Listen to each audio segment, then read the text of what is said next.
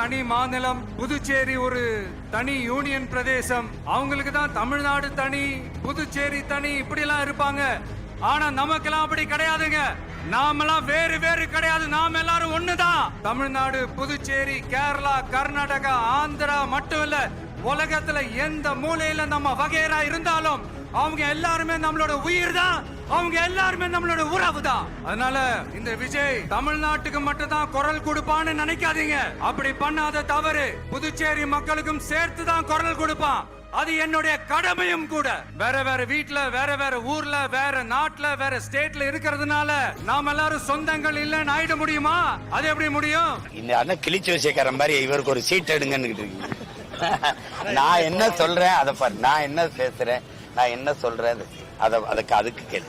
முதல்ல கேட்டவன் நான் இருக்கேன். என்கிட்ட கேளுங்க. நான் தான் மாகே ஏனம் வேணாம், மாநில உரிமை வேணும்னு முழக்கத்தை முன் வச்ச ஆளு நான் தான் முதல்ல.